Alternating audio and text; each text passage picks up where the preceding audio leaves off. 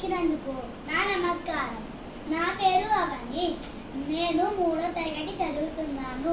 ఈరోజు నేను ఒక నీతి కథ చెప్పబోతున్నాను.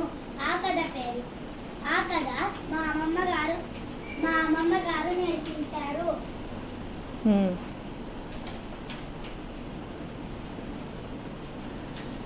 ఆ కథ పేరు అసలైన విద్య.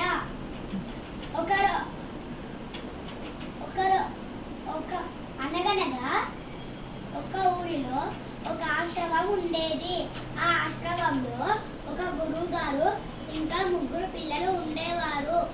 ఆ 3 పిల్లల పేరు రాముడు, భీముడు, అర్జునుడు. అయితే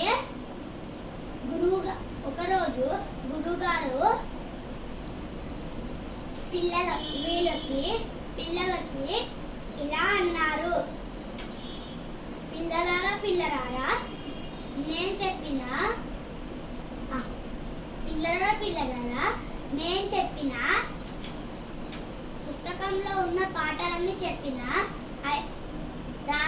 అయిపోయాయి కదా. అయితే మీరందరూ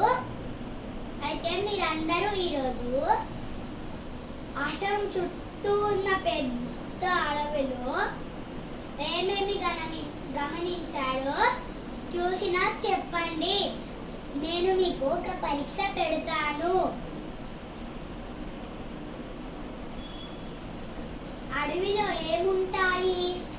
చూడడానికి జంతువులు ఉంటాయేమో అని అన్నారు.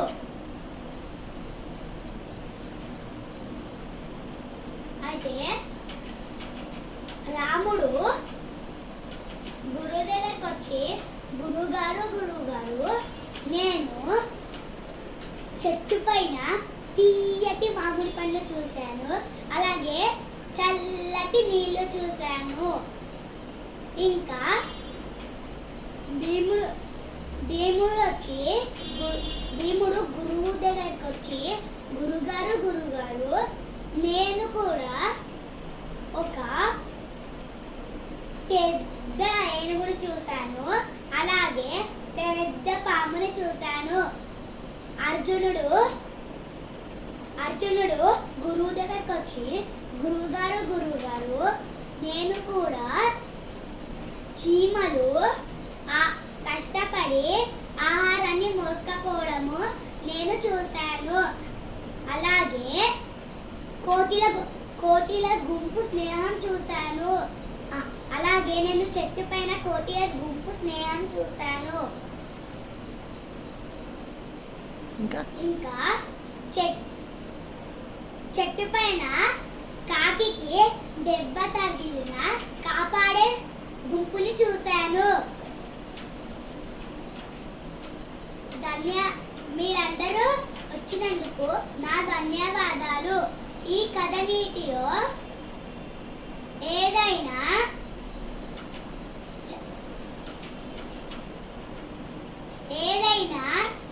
చదివితే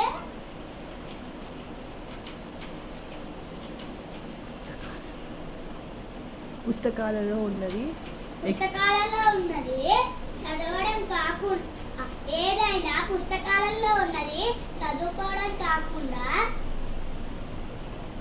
చుట్టూ గమనించినది రాయడము అసలైన విద్య అంటారు. చూపి అమ్మ, అవి చూపి ఫింగర్స్ పెట్టి చూపి. ఇది మా అమ్మ, ఇది ఆశ్రమం, ఇది గురువు గారు, ఇది భీముడు, ఇది రాముడు, ఇది అర్జునుడు, ఇది భీముడు,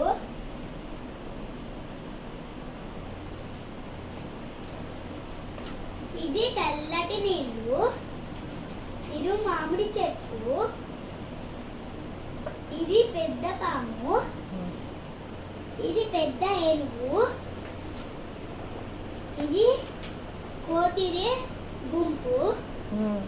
కోతి స్నేహం గుంపు, ఇది ఏమో కాకికి దెబ్బ తగిలినది కాపాడే స్నేహం గుంపు.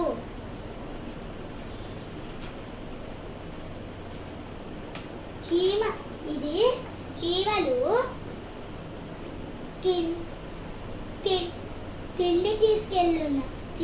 తిండి తీసుకెళ్తున్నారు.